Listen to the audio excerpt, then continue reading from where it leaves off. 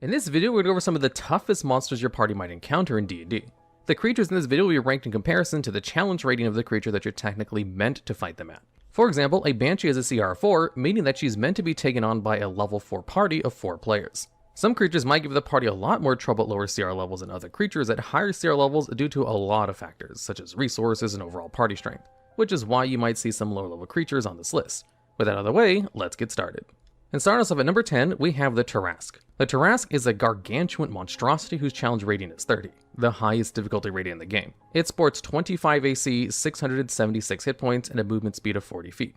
It also has immunity to fire and poison damage, as well as bludgeoning, piercing, and slashing damage from non-magical weapons, along with having immunity to being charmed, frightened, paralyzed, and poisoned.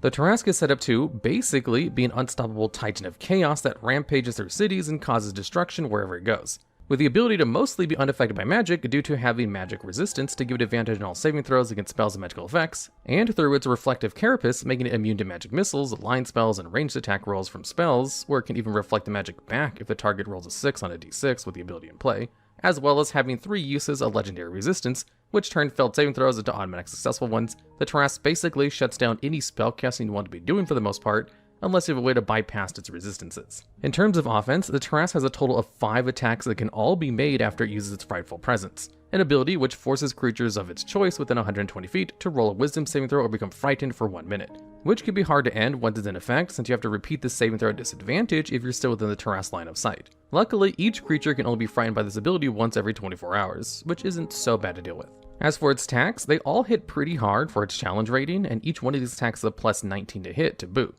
So, unless the Tarrasque rolls extremely poorly, your party will take some heavy knocks while fighting this monstrosity.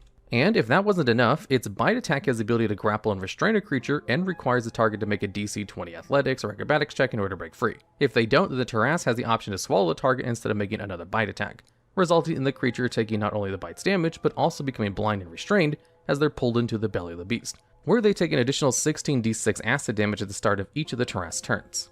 However, the swallowed creature can be freed if it deals 60 damage or more against the Tarrasque within a single turn, causing it to spit out all swallowed creatures into space within 10 feet of it if it fails a DC 20 Constitution saving throw at the end of that turn. And that's not even taking into account any of its legendary actions. Legendary actions are actions a creature can make at the end of another creature's turn that isn't itself. These actions can only be used one at a time, and all charges are replenished at the start of that creature's next turn. As for what the Tarrasque can do with 3 legendary actions it possesses, well, it can spend 1 action to make a single attack with its claw or tail, 1 action to move up to half of its speed, or it can spend 2 actions to make 1 bite attack or swallow if it already has someone grappled and restrained by its previous bite attack. This creature is a massive beast of a monster that can definitely give parties a run for their money if they don't go unprepared. Its high damage potential and ability to be almost completely immune to magic makes the Tarrasque a force to be reckoned with. However, there are 2 glaring weaknesses to this creature, with one of them being the severe lack of a ranged attack. While the Tarrasque can technically jump at a target that's high above it, there's not really much it can do against a fighter or ranger that's taken to the skies via winged boots or the fly spell and taking it out from range using bows. And while the Tarrasque sports a very strong defense against magic that doesn't require a melee spell attack roll, such as inflict wounds, against any martial base unit it will take a hefty amount of damage, since 25 AC at high levels is not exactly hard to meet.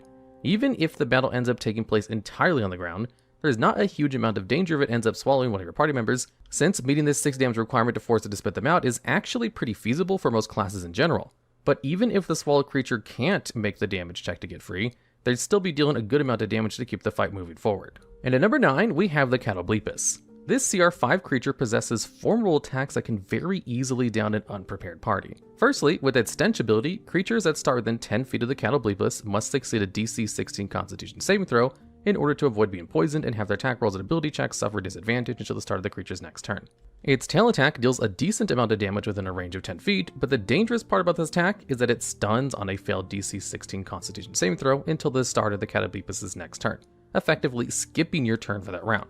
But the real threat you want to be careful around is the Catoblepas' Death Ray ability, which deals a lot of damage and has a 30-foot range, and can basically instantly kill any party member at 5th level if they fail their Constitution saving throw against it.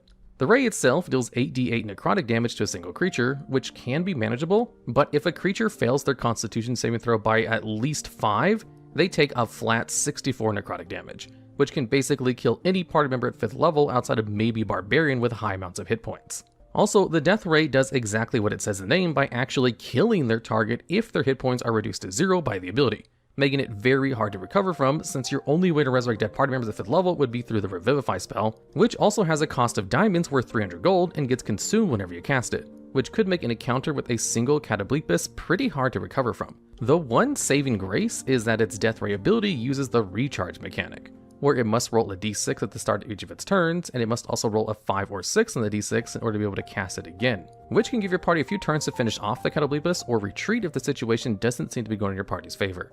However, even without access to its death ray, the Catoblepas can still be a real menace simply by having the ability to stun creatures with its tail and poison creatures that come near it. And a DC 16 Constitution saving throw is actually pretty high for 5th level parties, since very few classes have a lower focus on the Constitution stat in general, such as most spellcasters and ranged marshals. Luckily, the Catoblepas lacks the multi-attack feature, meaning that it can't stun a party member and follow it with a second attack with advantage, so it mostly serves as a way to prevent you from retreating or fighting back, which isn't as deadly as taking advantage of your ability to successfully make strength and dexterity saving throws due to being stunned, like the Empyrean might. And if you succeed against its stench ability, you are immune to its effects for 1 hour, which eliminates the problem altogether. Overall, not the worst monster you could encounter in the game, but for its CR level, it can be very deadly, and easily kill a party member that isn't prepared to fight it due to its insanely high damage potential via death ray, and its ability to just be a nuisance in general with its ability to stun unlikely creatures on hits. And at number 8, we have Flameskull. This is a CR4 creature that can be extremely dangerous to even higher level parties due to all the things it can do. Firstly, the Flameskull possesses a 40-foot fly speed and has the hover property, making it so you can't knock it out of the air. In terms of defense, however, not only does the Flameskull resist lightning, necrotic, and piercing damage, which can make it tough for bow users and party members with inflict wounds to take down properly, it also has immunity to cold, fire, and poison damage, as well as immunity from being charmed, frightened, paralyzed, poisoned, or being knocked prone. And while cold and poison damage aren't incredibly common at lower levels, being immune to fire damage means that you can't damage a Flameskull by the likes of the spells Firebolt or Scorching Ray. Even so, this isn't so terrible due to the Flameskull's low number of hit points at 40, so having a spell like Shatter or Magic Missiles can still make quick work of the Flameskull, which you're going to want to do because it has a lot more going for it besides the resistances and immunities. For example, the Flameskull is one of, if not the earliest creature you can encounter with magic resistance, granting it advantage against your Shatter or other spells and magical effects that force a saving throw, and it can regain all of its hit points in 1 hour after it's destroyed unless you take precautions to kill it for good, such as sprinkling holy water on their mains or using Dispel Magic or remove curse spells. But arguably, the most dangerous thing about Flameskulls are their spells. Magic Missile gives it a way to guarantee damage on creatures, while Shield allows the Flameskull to boost its 13 AC to a reasonable 18 AC as a reaction. Blur makes it hard for creatures to hit the Flameskulls with attack spells, and Flaming Sphere can be a bit of an annoyance since it gives the Flameskull a bonus action on its turns and deals extra fire damage to creatures.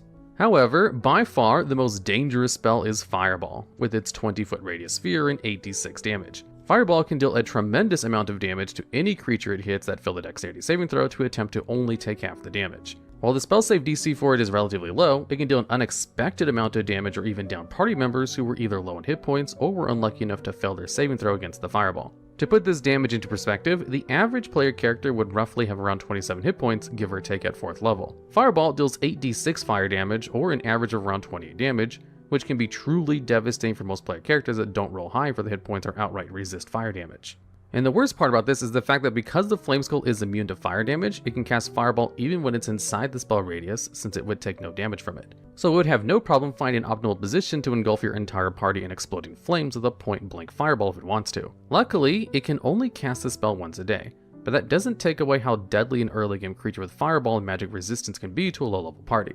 And while not as deadly, let's not forget about its fire reaction, which it can fire 2 of for 3d6 fire damage each as a multi-attack option. While not as deadly, it does have a range of 30 feet, giving it the option to attack spellcasters that might be concentrated on something, or just attack from the air with its 40-foot fly speed.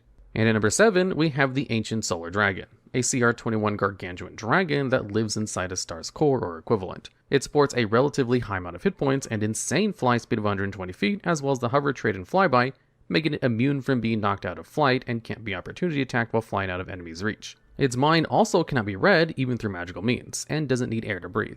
It also counts as a siege monster, meaning it deals double damage to objects and structures, such as spaceships that's trying to approach its lair. The Ancient Solar Dragon has 2 main attacks, a tail attack and a bite that it can use as part of its multi-attack option. The bite deals respectable piercing damage and some additional radiant damage, while the tail just does a lump sum of bludgeoning damage. The tail attack can also be used as a legendary action as well. As for its third action, the Ancient Solar Dragon possesses a Photonic Breath, where it can excel a flashing mode of radiant energy that blossoms into a 40-foot radius sphere, centered on a point that it can see within a range of 240 feet of itself, dealing 12d10 radiant damage to creatures that fail a DC 23 Constitution saving throw or have as much of a success. While the damage of this ability is relatively high, it does have to recharge first in order to be used again. Also, the Ancient Solar Dragon can spend 2 legendary actions to emit a magical light from itself in the 30-foot radius sphere, inflicting the blinded condition on every creature that fails the Constitution saving throw until the affected creature's turns. While these might not seem all that impressive, the real problem with fighting an Ancient Solar Dragon is the layer it resides in. As long as a creature with unprotected eyes enters or starts its turn within 10 miles of the dragon's lair, they are blinded. And any creature that enters or starts its turn inside the lair takes 24d10 radiant damage, which can easily end your journey to the center of the star prematurely. And with very few ways to actually make yourself immune to radiant damage, you're better off not even trying to go after an Ancient Solar Dragon in its home. Instead, you would have to lure it out or catch it while it's hunting for food away from its domain. Unfortunately, because the actual danger of the Ancient Solar Dragon is in its lair, the creature only takes number 7 on this list. Since, unlike some of the other creatures that will show up on this list, without its lair, the Ancient Solar Dragon is kind of weaker than other dragons by comparison due to their wider range of attacks and spells, granting them more versatility. However, with its lair taken into account, the Ancient Solar Dragon does definitely win in terms of raw damage output. Plus, this is a dragon that was born and lives inside a star, which is really neat for Dungeons and Dragons. And burrowing into number 6, we have the Purple Worm, a CR-15 gargantuan monstrosity that can tunnel through solid rock and deal a frightening amount of acid and poison damage to unsuspecting creatures that encounter it.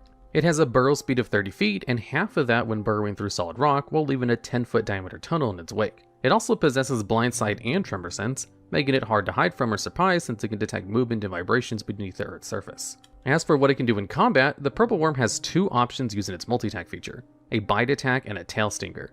The Tail Stinger has a range of 10 feet and is a melee attack that deals 3d6 plus 9 piercing damage, and additional 12d6 poison damage if the creature fails a Constitution saving throw. However, a creature that succeeds their saving throw will take half of that poison damage.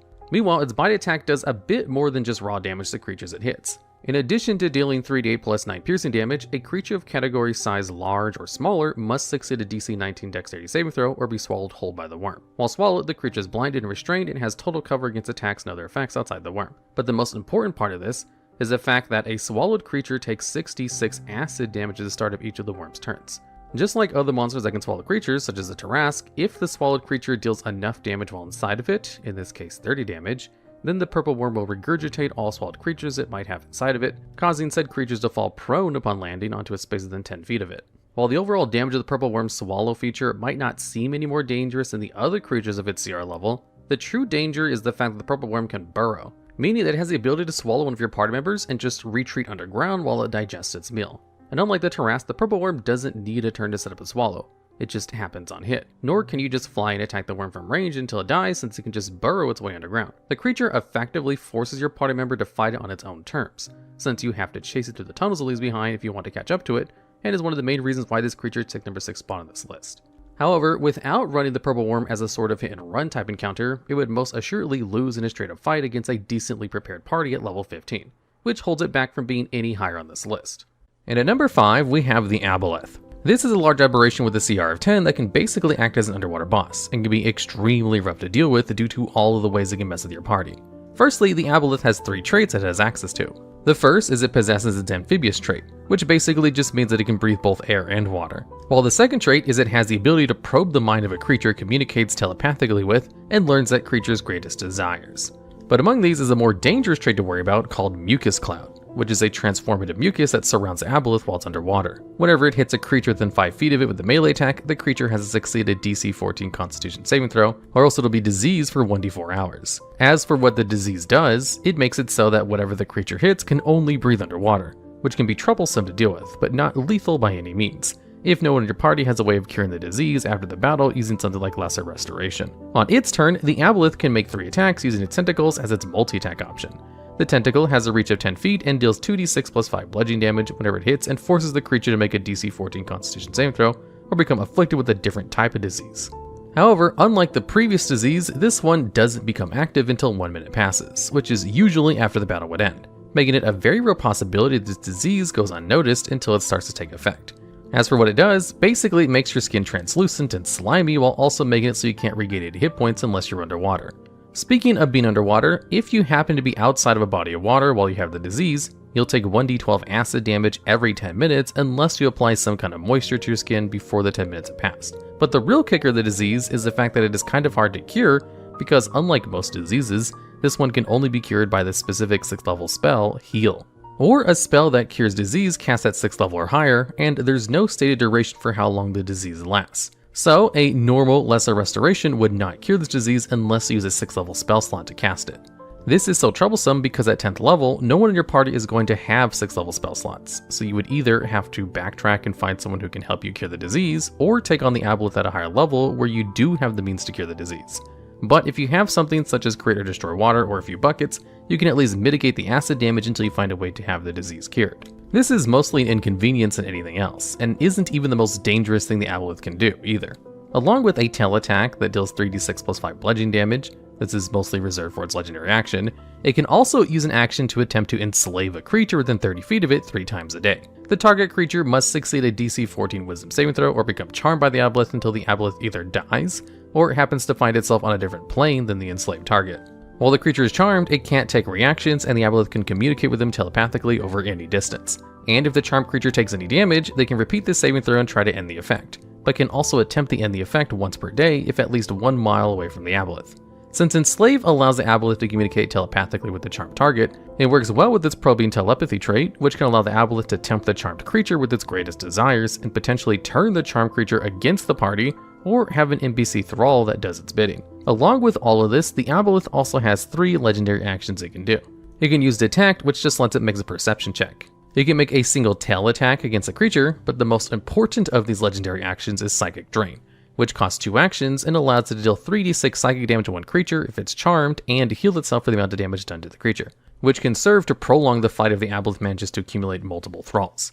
On top of this, the Aboleth also has access to 3 different layer actions that can go into effect on initiative count 20.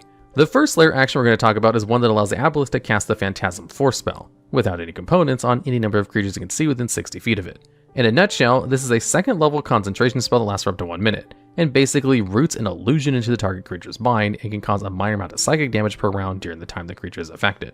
It requires an intelligence saving throw to avoid being affected, and an investigation check using a reaction to end the spell early if you do manage to become affected by the spell. The good news about this layer action is that the Aboleth does need to maintain concentration in order to keep the spell active. While concentrating on Phantasmal Force, the Aboleth can't use any other layer actions, which might actually be a small upside in the favor of the party.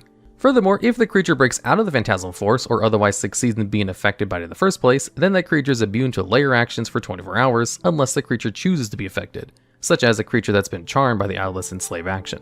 The next layer action the Aboleth can do is conjure pools of water that surge outward within 90 feet of itself and will cause creatures within 20 feet of the pool to be knocked prone if they fail a DC 14 strength saving throw, as well as being pulled up to 20 feet into the water. This can be an annoying bit of crowd control to your party if you rely on movement a lot, since standing back up from being prone costs half your movement. The upside, however, is that it doesn't deal damage and can't be used multiple times in a row. It must first use a different layer action altogether.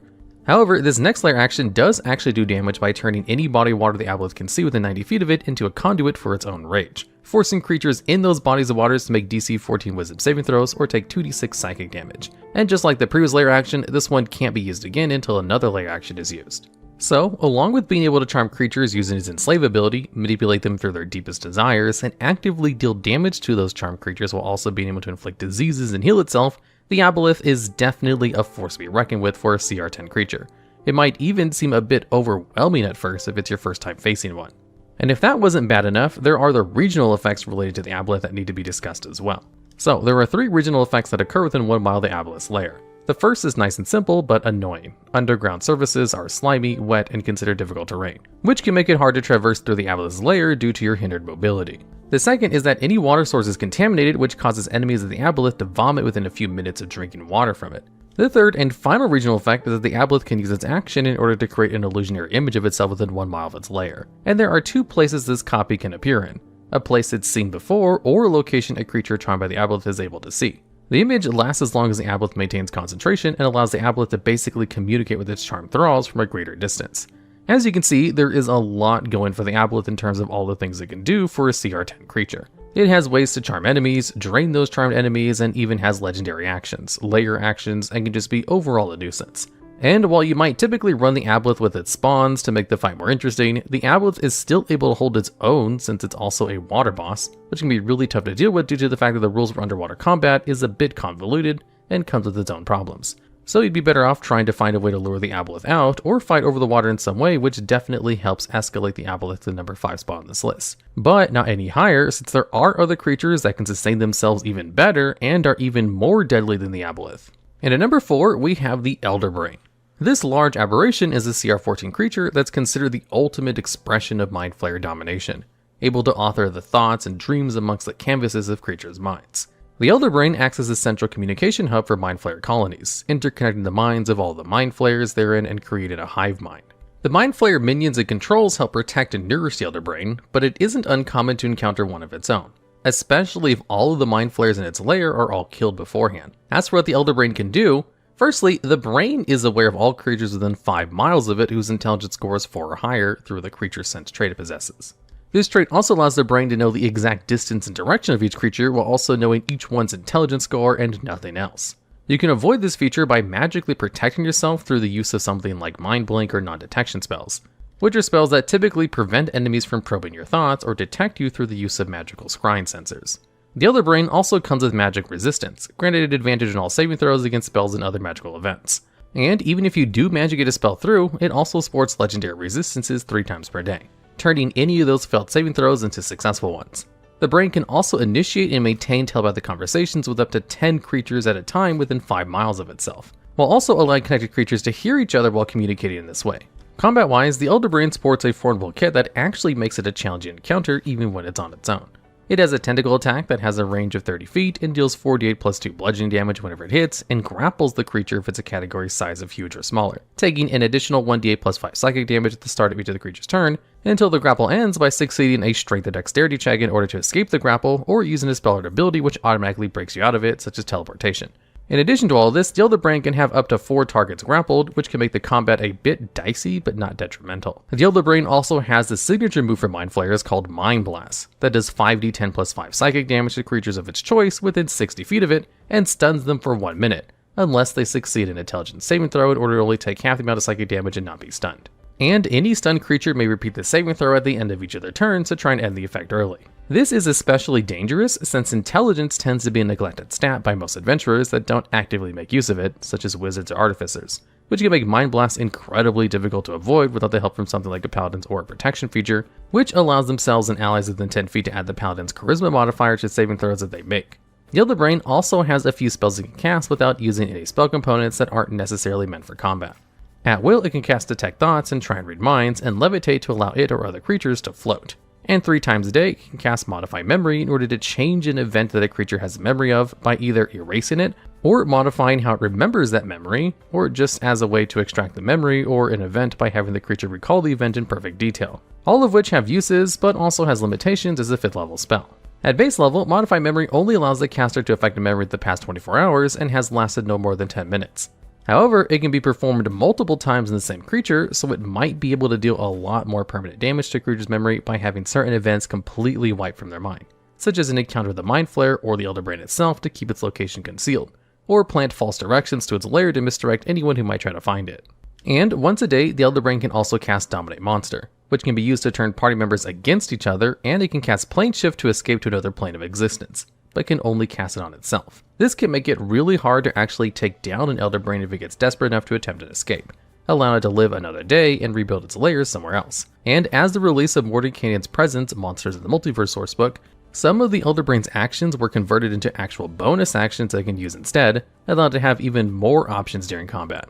The first of these abilities is Psychic Link, which allows the Elder Brain to target one incapacitated creature within range of its creature sense trait and establish a psychic link, which the Elder Brain can then use to perceive things through the creature's senses. Up to 10 psychic links can be maintained at a time, and the Elder Brain can terminate the link at any time, but the affected creature may attempt to break the link themselves by successfully making a DC 18 charisma saving throw, taking 3d6 psychic damage when they succeed.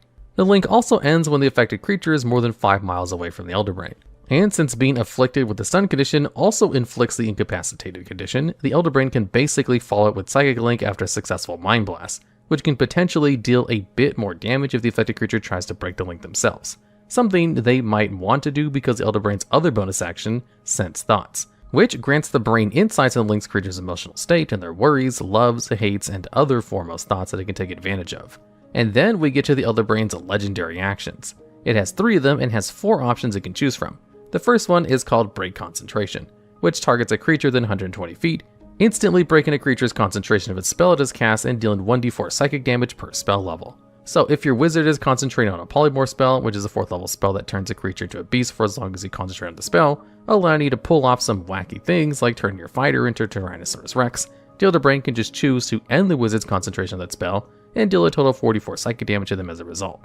The second thing the Elder Brain can do is use Psychic Pulse, which targets one creature within 120 feet of itself that has a psychic link with it and resonates a pulse of psychic energy from it that deals 3d6 psychic damage to the linked creature and any enemies of the Elder Brain within 30 feet of the target. The next legendary action the Elder Brain has access to is its ability to completely sever a psychic link it has on a target within 120 feet of itself. When this happens, the creature that had the link will now have disadvantage in all ability checks, attack rolls, and saving throws until the end of the creature's next turn. Lastly, at the cost of 2 legendary actions, the Elder Brain can make a single tentacle attack.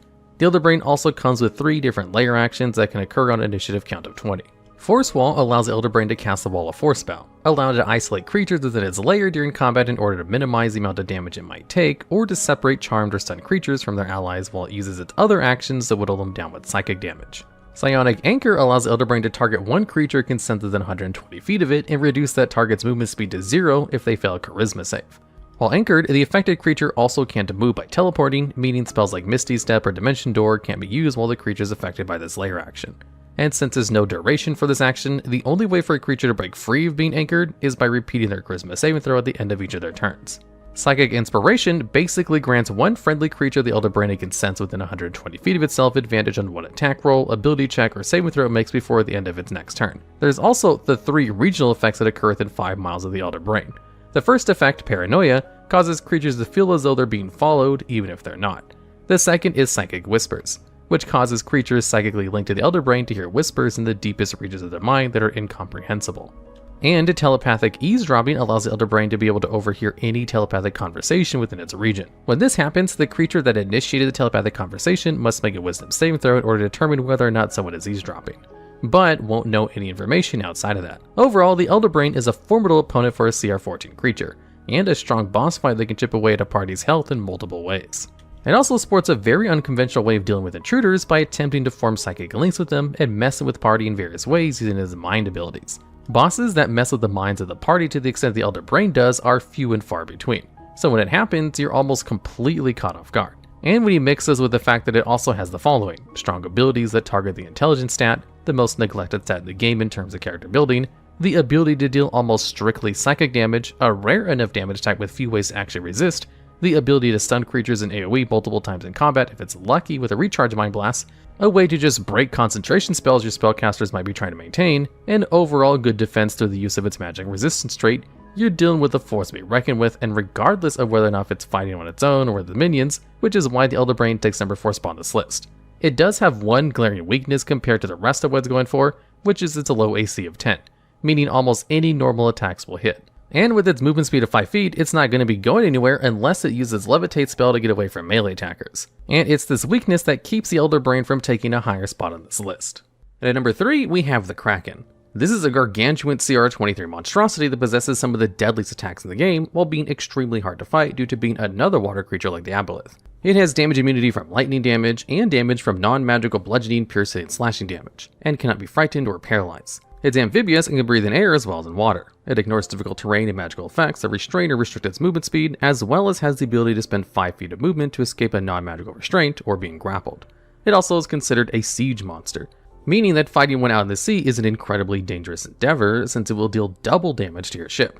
It possesses a total of 4 actions, but you can make 3 attacks using its tentacles with its multi-attack feature, but can replace any of these with the use of its fling action, which we'll be going over shortly. It does possess a bite attack that can swallow a creature in a similar manner to the purple worm can as part of the attack, but requires at least 50 damage to be dealt to it by the swallowed creature to escape. Attacks made with the Kraken's tentacles have a reach of 30 feet while also grappling and restraining creatures until it can break free by succeeding athletics or acrobatics check. Along with this, the Kraken can fling a creature that it has grappled, throwing them up to 60 feet in a random direction and knocking them prone. This doesn't deal damage on its own, rather the creature takes damage based on how many feet it travels before striking a solid object after being thrown, which is 1d6 for every 10 feet they've been flung. And if the flung creature is thrown at another creature, both take the same amount of damage and are knocked prone if one being hit fails a dexterity saving throw. This action is especially notable because it means the Kraken can just use its tentacle to grab someone and then fling them into the ocean the same turn before the grappled creature even gets a chance to escape on their own, which will lead into an even worse situation due to its layer actions that we'll go over later. And lastly, in terms of the Kraken's actions, the Kraken can create 3 bolts of lightning that can strike targets it can see within 120 feet of it, and deal 4d10 lightning damage if the creature it's trying to hit fails a dex save. And since his ability doesn't specify that it has to be on different targets, the Kraken could strike the same target with it 3 times if it wanted to. It can also use Lightning Storm by spending 2 of its 3 legendary actions as well, or it could spend 1 legendary action to make a tentacle attack or fling a grappled creature if it has a hold of one. But for the cost of 3 legendary actions, it can dispel an ink cloud in a 60-foot radius while it's underwater, creating a heavily obscured area that effectively blinds creatures while inside of it, except for the Kraken itself. Additionally, any creature except the Kraken that ends its turn within the cloud will take 3d10 poison damage if they fail a con save. The good news is that the cloud is temporary, disappearing at the end of the Kraken's next turn, or dispersing if a strong current blows it away. For its layer actions, it has 3 that can occur on initiative count 20. The first layer action creates a strong current that can push creatures up to 60 feet away from the Kraken if they fail a strength save, but will still be pushed 10 feet away even if they succeed. The second layer action that can happen is will make creatures in the water that are within 60 feet of the Kraken have vulnerability to lightning damage until initiative count 20 of the next round, which makes his ability to fling creatures into the water and using Lightning Storm as a legendary action as an extremely dangerous combination of attacks that can potentially one-shot players, especially since all this can happen within 1 round of combat. And while this next layer action can't benefit from making creatures vulnerable to lightning, it can still shock creatures in the water by electrifying the sea within 120 feet of itself, forcing creatures to take 3d6 lightning damage upon failing a con save. On top of all this, there are 3 additional regional effects that take place while the Kraken is alive, all of which occur within 6 miles of the lair. It can control weather, similar to the control weather spell. Water elementals will coalesce, but are restricted to living in the water while also having a charisma and intelligence score of 1. And all aquatic creatures that have an intelligence score of 2 or lower are charmed by the Kraken and will aggressively attack intruders in the area. Overall, the Kraken is a formidable foe which sports a plethora of deadly attacks, and is a solid contender for being the most powerful creature in the game, which is why it sits at number 3 on this list. It possesses a lot of deadly combinations of attacks, and because it lives underwater, can be extremely hard to hit if it wants to be, similar to how the purple worm can just escape underground after swallowing its prey. But unlike the purple worm, in a straight fight, the Kraken is still powerful enough to cause heavy casualties to your party and ship, even if you aren't prepared for the encounter. The only problem with the Kraken is that it lacks legendary saves for a high CR creature, which can make it a breeze to counter if you have high enough level spellcasters in your party. And at number 2, we have the Gelatinous Cube, a CR2 large ooze that can deal lethal damage to creatures at the same level if they're not careful. And while this creature might not seem like much at first glance, especially compared to the Tarrasque and Kraken on this list, the Gelatinous Cube does have a few things going for it if we're considering a party of level 2 adventurers. For starters, it possesses blind sight at a range of 60 feet, making it difficult to hide from since they can always know your location, but for only as long as you're within its range. Beyond that, the Gelatinous Cube is blind and will not be able to perceive anyone beyond that range. The cube itself is also transparent and can't be seen easily unless a creature successfully makes a DC 15 perception check to spot a cube that hasn't moved or attacked yet. Additionally, if a creature that's aware of the cube tries to enter the cube space, they'll be surprised by the cube, which basically means you can't move or take actions on your first turn of combat, including reactions until the end of your turn in initiative. And if the Gelatinous Cube ever moves into the same space as a creature occupies, and that creature is a large or small creature, then the creature will need to make a DC 12 strength saving throw or else they'll be engulfed inside the cube, and will immediately start taking acid damage. While engulfed, the creature is restrained and has total cover, but can be seen inside of it. Another creature can attempt to free their target ally by succeeding a strength check, but will take 3d6 acid damage regardless of whether they succeed or fail.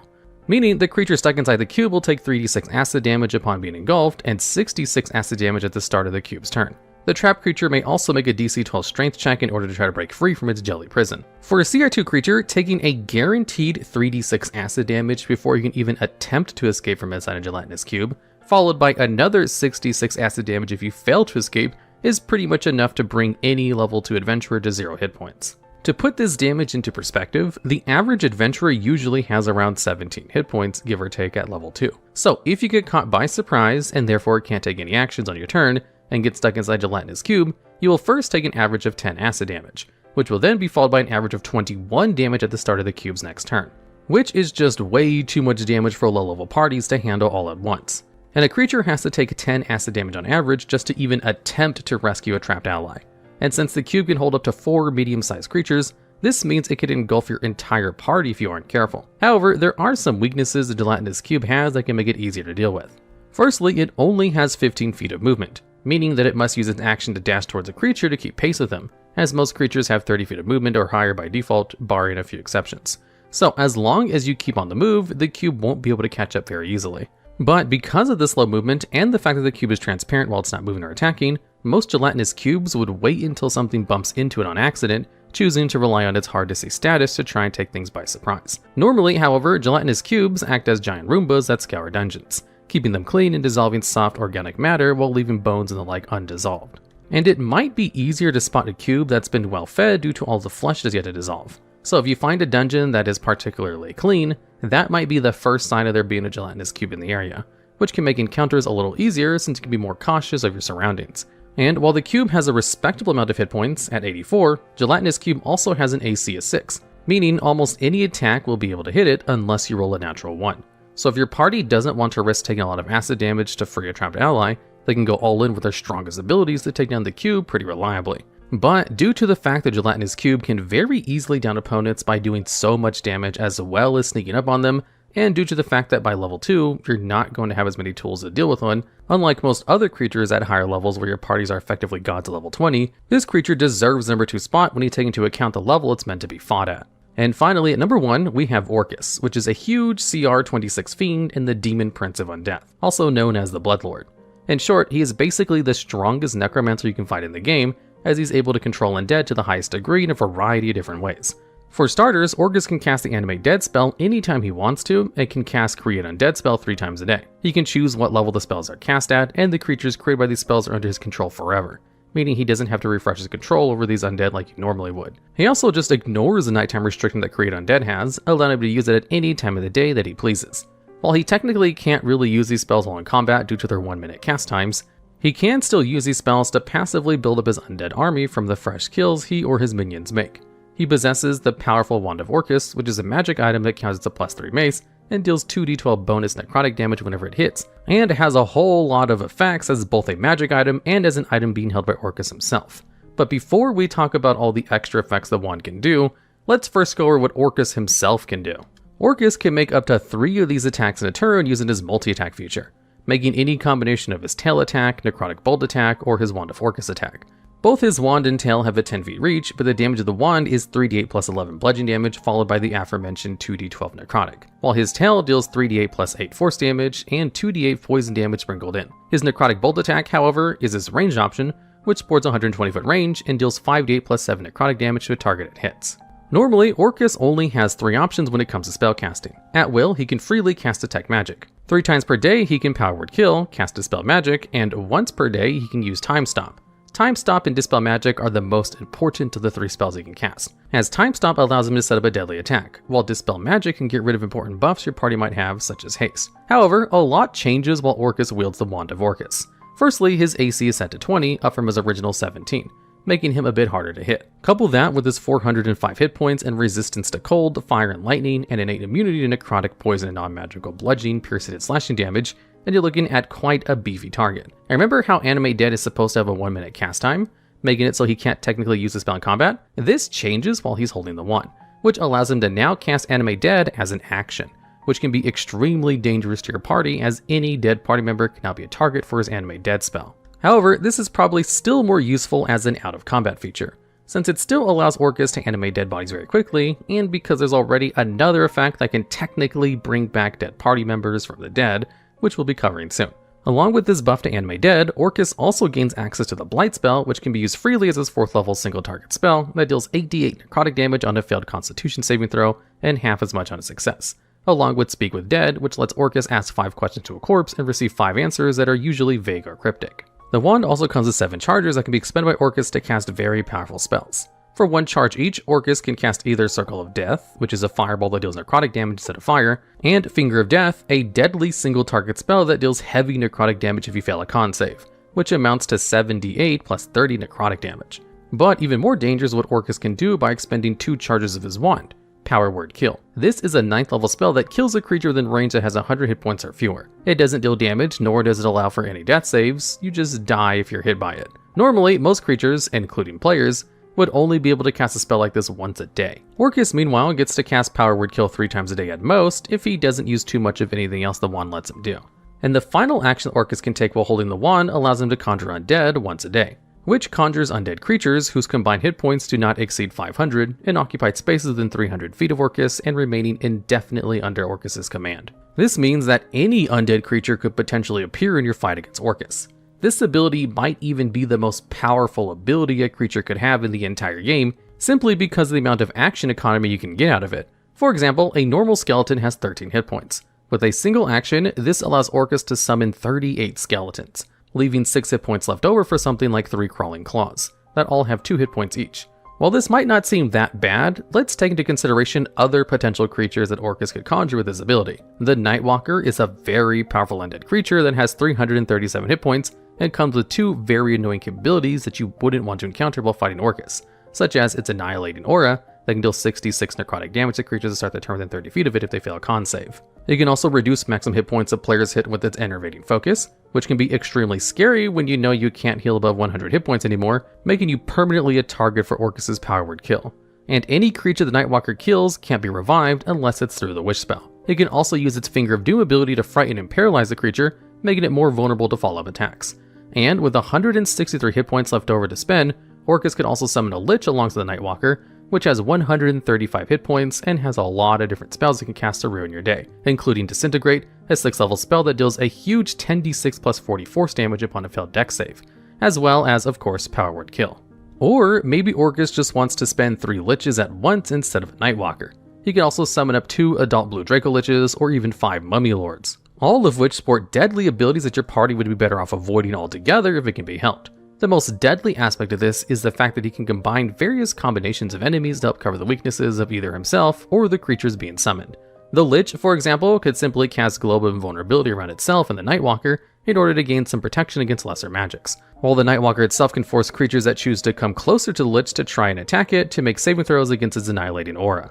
An Adult Blue Draco Lich can provide air support and can attempt to knock creatures prone with its wing attack or frighten creatures with its frightful presence. Mummy Lords can prevent healing and can reduce maximum hit points with its Rotting Fist action, can paralyze creatures with fear using its Dreadful Glare action, cause blindness and can stun using Blinding Dust and Blasphemous Word legendary action respectively. And since the creatures conjured through the use of this feature don't ever go away unless Orcus himself dismisses them of his own volition, it is possible for Orcus to just build up armies of powerful undeads over the course of several days if he really wanted to. And if you thought that was enough to make Orcus feel powerful, then wait until you learn about his legendary and lair actions. First, we'll go over his legendary actions. The first one is a normal attack where he makes 1 tail or necrotic bolt attack. His legendary action Creeping Death, which costs 2 actions out of 3 to use, allows Orcus to create a 60-foot tall cylinder of necrotic energy within 100 feet of him that encompasses a 10-foot radius, that lasts until the end of Orcus's next turn. Any creature in that area will have vulnerability to necrotic damage, which can make the likes of Circle of Death and Finger of Death extremely potent, since targets would take twice the amount of damage from sources of necrotic damage. In terms of lair actions, which occur on initiative count 20, Deadly Utterance can subject a creature in his lair to the effects of Power Word Kill without using any resources. He also doesn't need to see the creature, just be aware that the creature is in his lair at all. Grasp of the Dead restrains creatures within a 20-foot square that he can see with a failed DC 23 strength saving throw until the next initiative count of 20, or until Orcus decides to release them. And his Undead Servant's action raises up to 6 corpses within Orcus's lairs as skeletons, zombies, or ghouls and obey his commands telepathically, which reaches anywhere in his lair. This lair action is also the reason why he doesn't really need Animate Dead to take any action to raise one of your dead party members unless he aims to try and do it on one of his turns. His original effect, Carnal Realm, basically fills the air with stench of rotting flesh and a lot of buzzing flies. However, Undead Beasts is actually pretty dangerous. Essentially, any beasts that are dead in the region will occasionally animate as undead versions of themselves. So you might find a lot of skeleton or zombie wildlife traveling the region Orcus's lair resides in. And to top it all off, Orcus also receives 3 random buffs while he's attuned to the wand itself. Normally, the one attuned to the wand gains 2 minor beneficial and detrimental properties and 1 major beneficial and detrimental property. The detrimental properties don't affect Orcus himself, but the power of the beneficial ones kind of vary depending on what the DM rolls for or decides to grant him. If you take a look at the list of minor beneficial properties, you might see how some of these might work real well with Orcus, while others not so much. Immunity to being charmed or frightened would be a dead benefit to Orcus since he already has immunity to both, but being able to have resistance to random damage types of the DM's choice can make the fight a bit harder to deal with.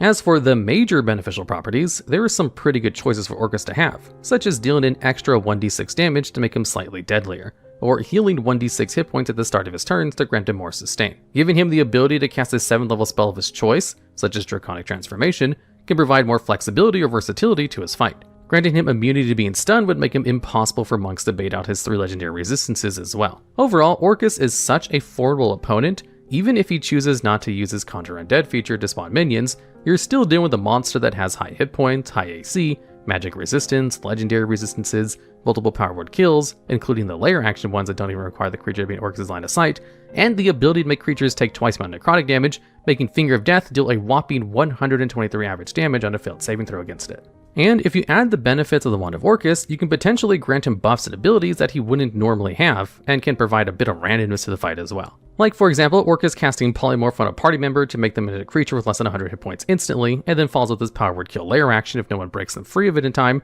is an extremely dangerous combo since a creature that's wild shape or forced to be changed by the Polymorph spell is still killed by power word kill, regardless of how much hit points are remaining in the original form. There are just too many potential ways you can make this boss fight more interesting or more powerful based on the kinds of spells you might have access to due to the benefits of the wand alone. Even without the wand, Orcus still sports everything else in his kit that will still prove to be a challenge for players looking for a good fight. Because of his ability to stand on his own, even without the things that make him challenging, it feels apt to name him the most powerful creature in D&D 5e by putting him number 1 spot on this list. Alright, and that's the list. What are some of your guys' favorite monsters to fight against that gave your party troubles? And do you have any ideas for future videos just like this one? If so, I'd love to know about them down in the comments below. And take care.